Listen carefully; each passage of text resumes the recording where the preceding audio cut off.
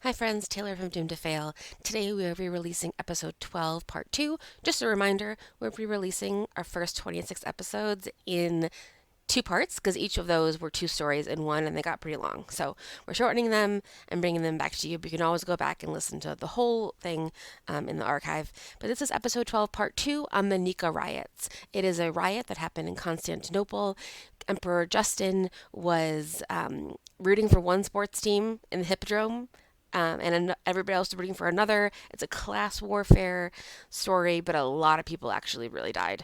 So enjoy. Let us know if you have any thoughts. Doomtofailpod@gmail.com. Thanks. In the matter of the people of the state of California versus Orenthal James Simpson, case number BA096. And so, my fellow Americans, ask not what your country can do for you. Ask what you can do for your country.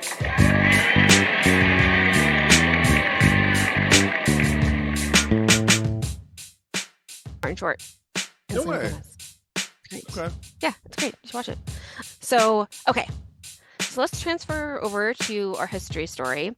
And this week, I don't know if it came out this week or if it's because of you talking about Nirvana, but on Netflix, I found a 3-part documentary about Woodstock 99. And I was like, this is bananas. This is crazy. I was like, it's, if you don't know, watch that documentary. It's, trying to recreate Woodstock in 99, which did not work because like the people who attended just like were a bunch of assholes. There was tons of rioting, tons of sexual assault, a lot of crimes. They like burnt the whole thing down. And I also was wondering like, what is the Venn diagram of dudes who were at Woodstock 99 and dudes who were at the insurrection on January 6th?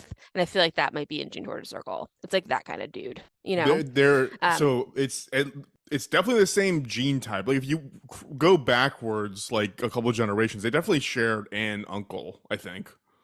Yeah. I put definitely more than 5 people were at both places. Yes. I'm sure there were.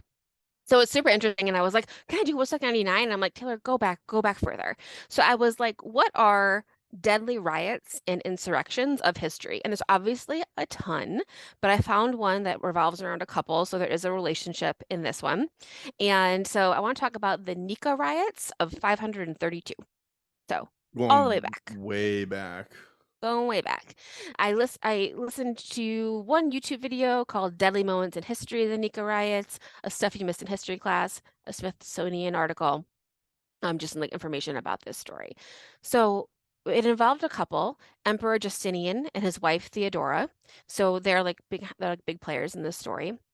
And we're in the Byzantine Empire, which is the Eastern Roman Empire around the year 500. And they're actually based in Constantinople. I'll talk about that in a second. Emperor Justinian I was born in Perusium in northern Macedonia. And if you're Dan Carlin, you say Macedonia. So I might go back and forth, but I want to do the Dan Carlin one. I'm going to say, I'm like really proud of you for picking something where the names all sound incredibly hard to pronounce. Thank you. Kudos. Thank you. I'm going to go Macedonia because that's what Dan Carlin says.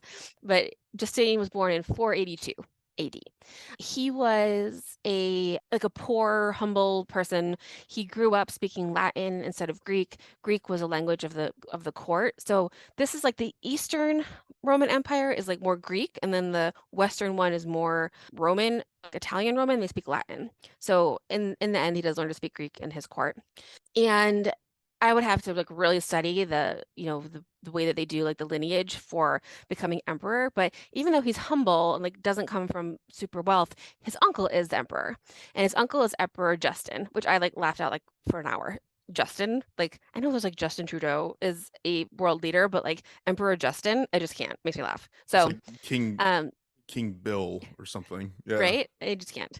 So Justin is his uncle, and when Justin dies, Justinian becomes his successor. So I don't know if it's like just kind of like next best who's like kind of related to you, because I can't imagine that these emperors had 0 sons, but it definitely is like seems to be handing off to nephews. So it's probably just like who around my circle, my family has like the most potential. I think probably that. Makes sense. So yeah. So Justin died in 1527 and Justinian became emperor. Justinian married a woman named Theodora. She was born also into humble origins, but like actually humble. Her dad was a bear keeper in the hippodrome. So That's that's a fun humble. job. That does not sound like a humble upbringing. That sounds What like do an you mean? awesome upbringing. I mean, yes, awesome, but I don't think he like made a lot of money being a bear keeper, but also it is awesome. And like maybe you got to hug bears, which is cool. That's very cool. So we'll talk about the hippodrome in a second. But, I'm thinking like, imagine, being a bear keeper, obviously terrible things happen to the bears, and also those bears probably killed a lot of people. So there's like a lot going on in like with being a bear keeper. You know what? It's not like a zoo. I was romanticizing this a lot more than you just laid it out. I thought you'd like Right. they would start treating you like you're one of them and like you could like go forage with them and like you're a family together. But I guess there's probably a lot of abuse in that. Yeah, yes. Yes. And you probably get a bonus every time your bear eats someone, I don't know. But it's definitely you're not like it's not a sanctuary for bears. It's a place Okay, to like thank you. warrior. Okay, that's the way I was thinking. Yes. Sanctuary for bears. It's not a sanctuary for bears. Okay. Awful situation No. for the I bet animals. the bears are having a bad time.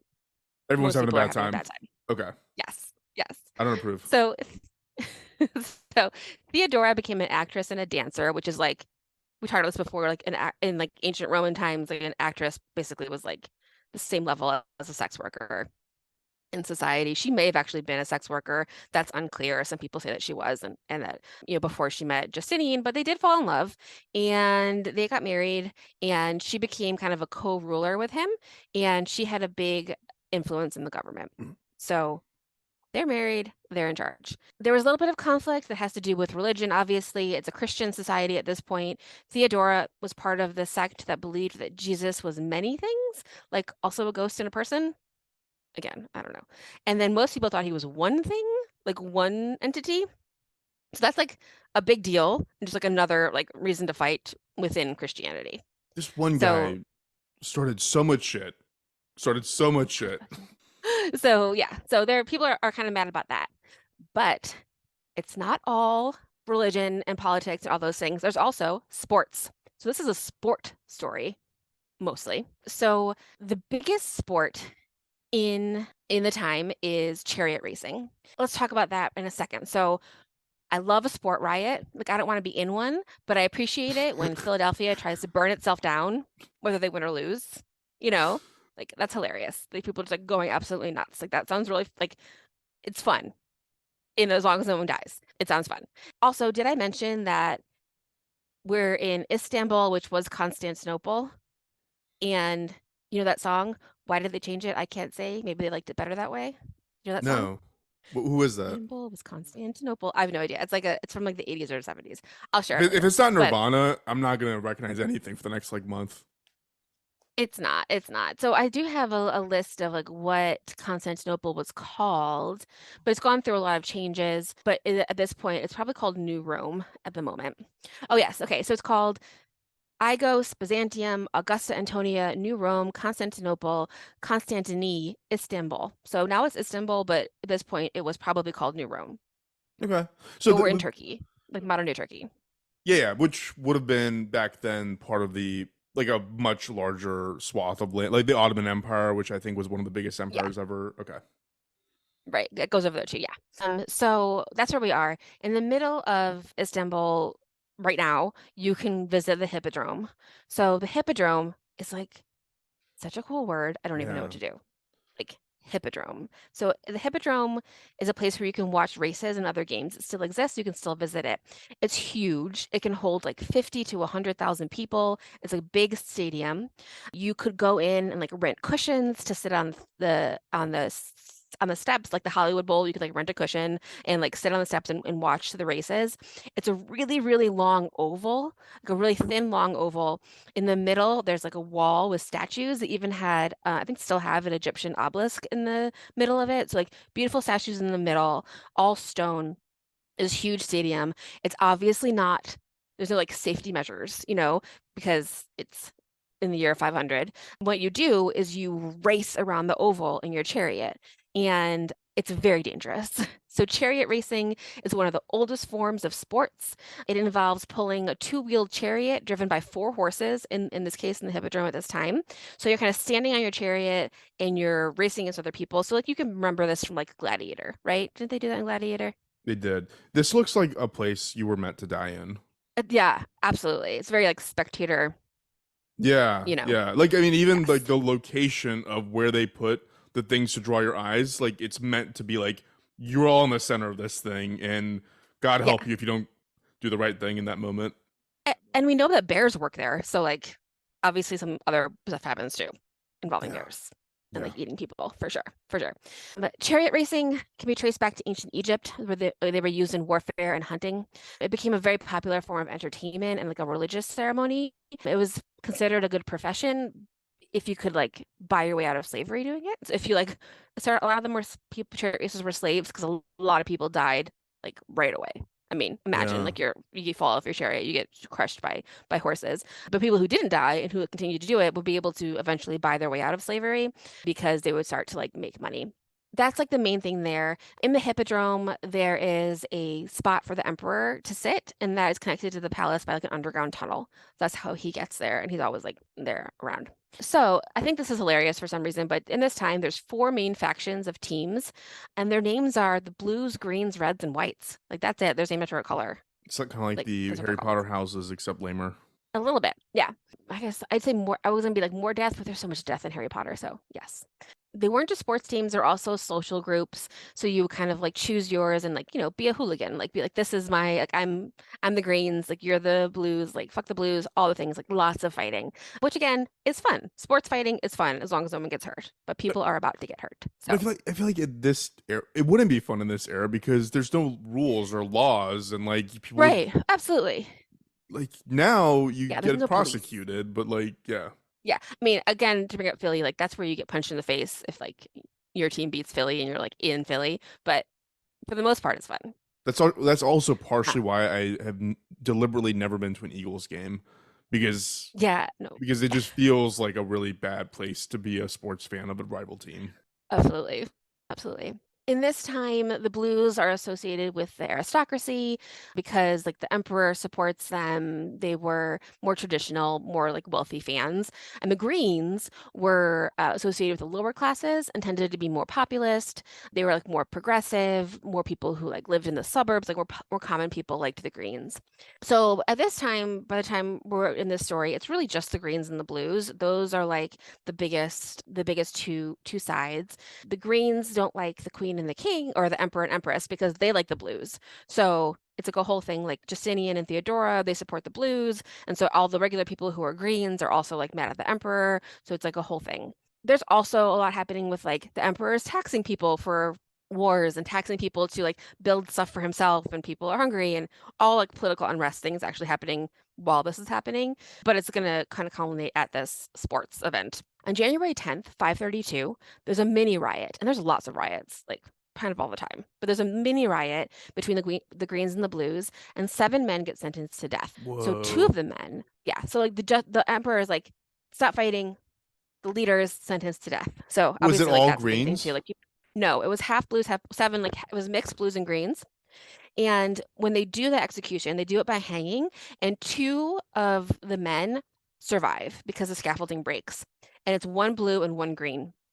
So now they're kind of together and saying, like, maybe God is on our side, like the side of the people, because the emperor wanted the blues and greens to get, like, the leaders of this like mini riot to get killed, but maybe now God's on our side because he saved them. I mean that tracks. Yeah. I mean, but I feel So like if I was the emperor, I'd say like now y'all just have to each fight to the death, and whoever wins. This is why I shouldn't be a leader, actually. yeah, no, they didn't. They let them go. Now tensions are like super high because people are like wondering what the hell's going on because of the way that those like a green and a blue were saved. Justinian, instead of like canceling upcoming chariot races, he continued to have them. And another thing about the hippodrome is, like I said before, like that's how they got in. The emperor and empress and like the court would get in through a secret tunnel from the palace and then like be in the hippodrome on their like up box again. Like think of Gladiator, like they're up higher than Yeah, everybody else. I have the Um, picture up right now. Like there's an obvious like I'm assuming The hippodrome all has like one kind of like from the top level down looks the same, except there's one section of it that's like this white obelisk looking thing that looks Yeah, like it's connected to like a court area, like a royal exactly. court area. So I would assume that's where it is. Yeah. Like when you're watching a game and you're like, they show you someone like up in a box and you're like, Right. okay, fine. That's not relatable. Yeah. But this is the only space where the common people ever really see the emperor. So it's also a time for like political things. So they like yell up to him, like, we want less taxes, and like a lot of yelling and like chanting and things that they want the emperor to hear because he doesn't really see the common people ever. Makes sense. So that happens, these things as well. So on January 15th, 532, so 10 days after this first mini riot, there's another race planned for the day, and it starts to break out into another riot. There's 24 races planned. They don't get to that many. People start to fight. There's some like fighting within the people watching. It starts to get bigger and bigger, and the fight spills over into the city. The crowd starts shouting, Nika, Nika, which means victory, conquer. So that's why it's called the Nika Riots, because they are trying to like overthrow the government because now it's an insurrection. They're trying to overthrow the emperor. So all these people, all these tensions from the sports and all these things are rampaging the city. They're setting the city on fire. Constantinople is burning. They're looting shops. The palace was besieged, so they took over the palace. It was about to completely collapse, and Justinian was considering just leaving at this point. And everybody here's just shithouse hammered on wine, right? Oh yeah, absolutely. You gotta be. And like, yeah, no, they don't give like water. A belly full of wine wouldn't make me want to like be active. I think I feel like beer is a good riot. Beer and whiskey it are good is. rioting drinks. Yeah, I think beer's a good riot drink. Yeah, but all they really had was wine. So I imagine like everyone's kind of stained with red wine and blood. You know, like it's a whole thing. Could you imagine like if you were just like drunk on Cosmopolitans and like trying to flip over like a car? Like it's what I don't know. It just doesn't have Exactly, the that doesn't same work. tone to it. No, no. But I'm sure straight vodka inspired a lot of riots in Russia. So Oh yeah, it's different. The city is about to burn down. The Hagia Sophia is burned. So do you know what that is? That building? never heard It's of it. it is a religious building in the middle of Constantinople, Istanbul. It was built before this time. It started off as a church. It's like a beautiful dome with turrets. It kind of looks like it has a Taj Mahal look with like the dome and the four turrets. It's really beautiful on the inside. I definitely did a paper about it when I was studying art history. So like it's like a beautiful building.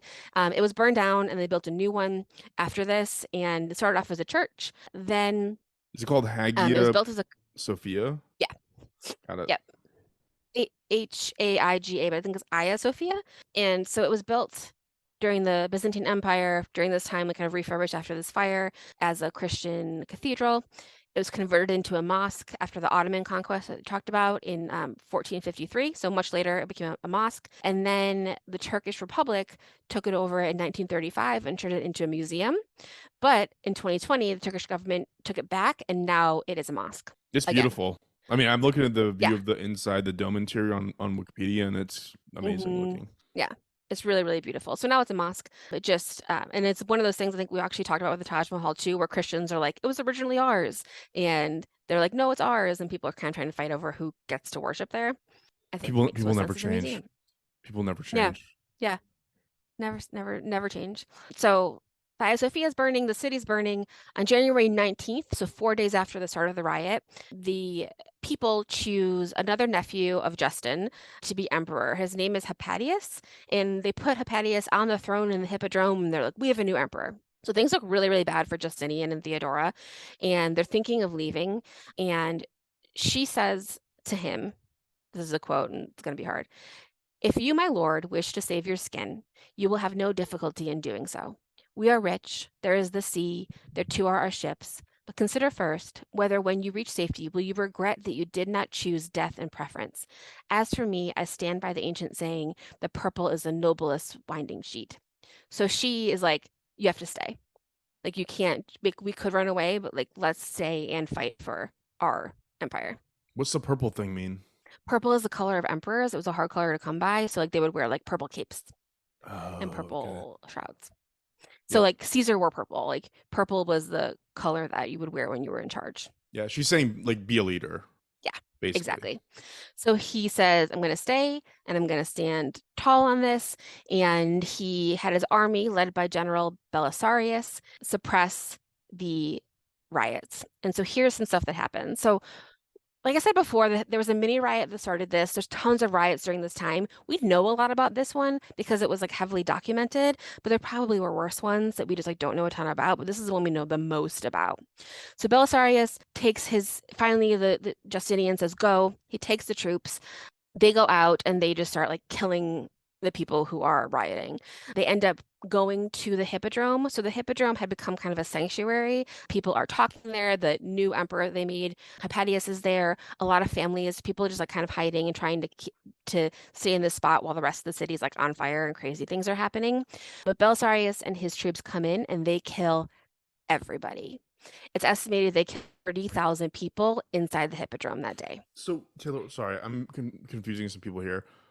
Is this the current emperor who slaughtered his people, or the newly crowned emperor? Okay, the current emperor, then I have such a disconnect there, because it's like I'm gonna be a lead.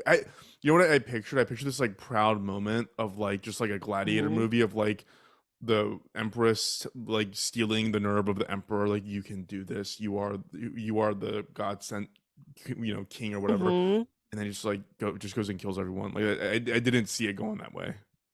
Well, that's what happens. And that, later, one of the outcomes of this Nika riot is it weakened the power of the factions, so like the blues and the greens of political factions, and it served as a warning that the emperor would not hesitate to use force to stop a rebellion.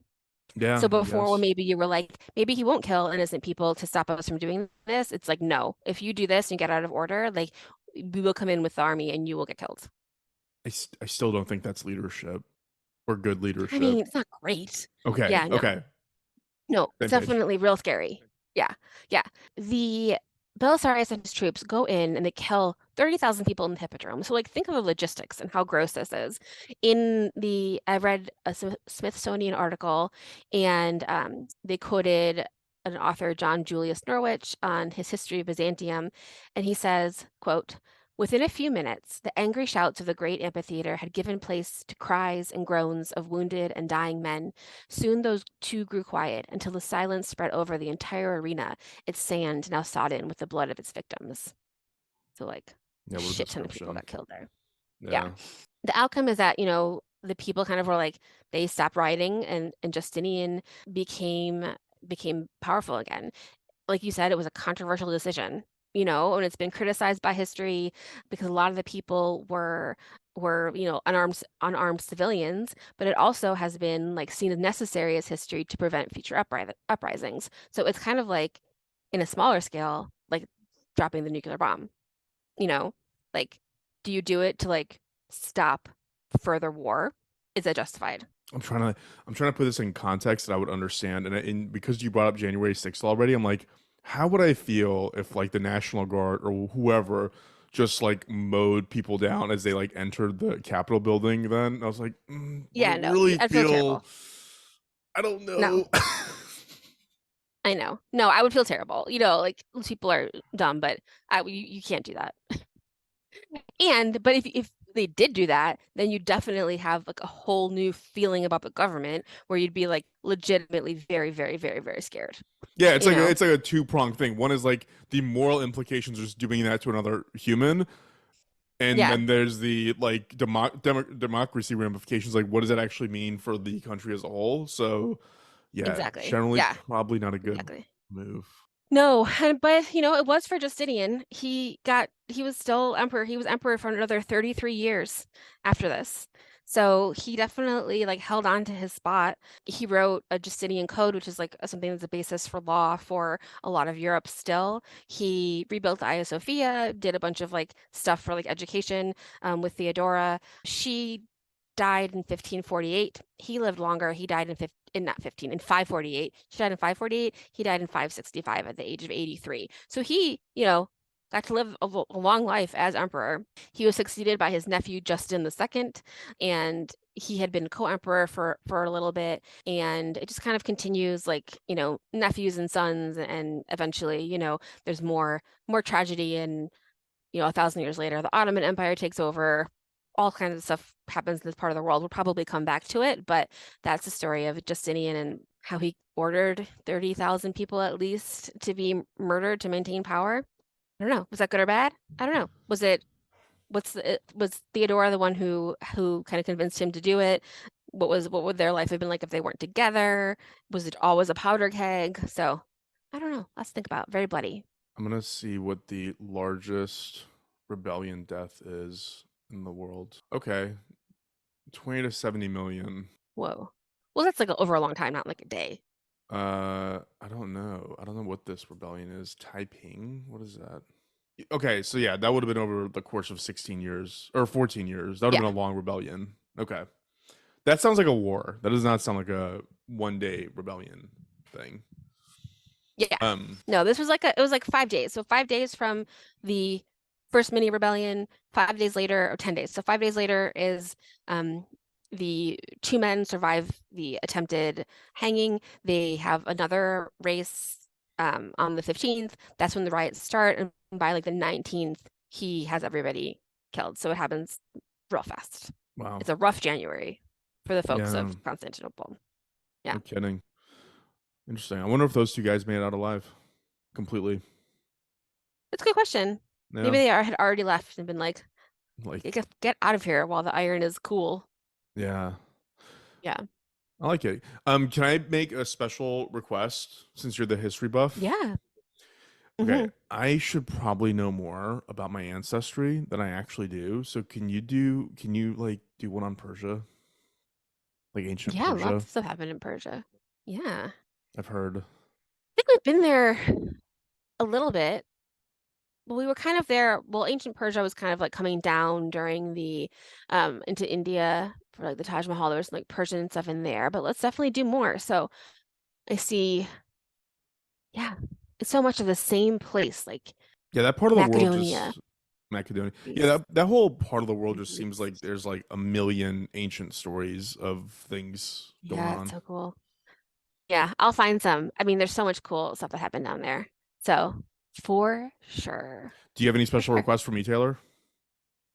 No, I haven't thought about it, but I will think about it. This is a new segment called Special Request Corner.